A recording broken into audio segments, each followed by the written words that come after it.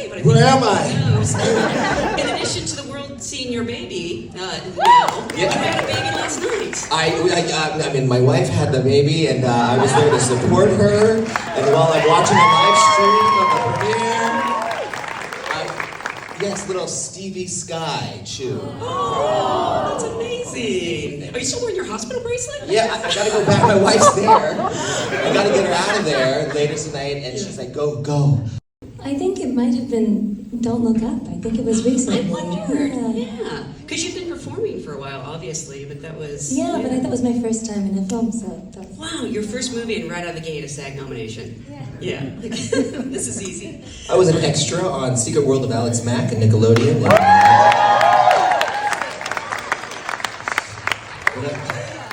Well, you can see me in the background. I was a soccer player. That's good. I knew you looked familiar. She forgot about Nickelodeon. I forgot 6 years of my life. I forgot 6 years of life. 6 years of life. Oh my God, sorry. Yeah, That's hilarious. Oh, but it might not have been SAG at that point. It might have just been AFTRA. Oh God, I don't remember anything. I don't know. We know you have a card, though. It's a blur. Jeez. Jeff, for you? First movie I ever auditioned for, I was freak number 1 in Death Wish. Yes. Charles Bronson movie. I got my screen out. Was it different from anything you've done before? I mean, definitely. There were so many, reasons why I wanted to do this, but I definitely wanted to earn it.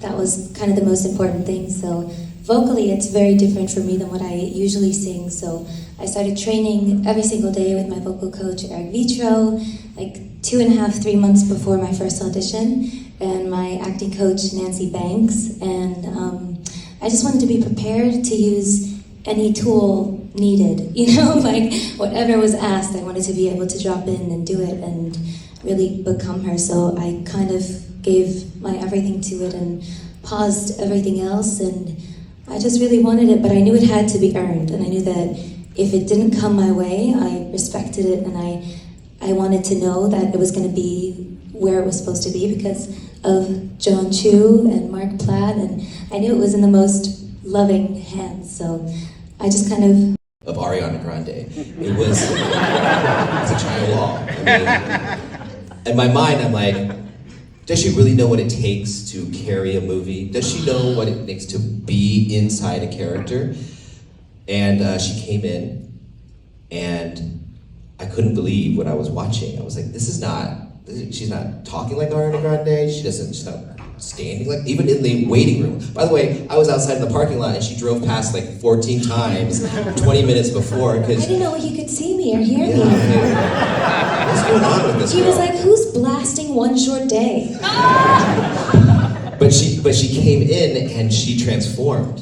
It felt like a discovery, and that was really exciting. And I brought her. I was like, no way, I'm bringing her again. She came in again, and this time she didn't have the Ariana Grande stuff and the things. She came in, and it was almost unrecognizable. I was like, she's the most interesting person in the room. No way, let's bring her in one more time. I gotta bring her in. What did you talk about? Perfect. Everything. We talk about everything and nothing. Anything. Yeah. Yeah. And But we just hit it off. It was easy. Yeah. Easy. We had like berries. Yeah. Some carrots. Yeah. Popcorn. Popcorn, water. And we just giggled and, I felt an immediate safety. Yeah.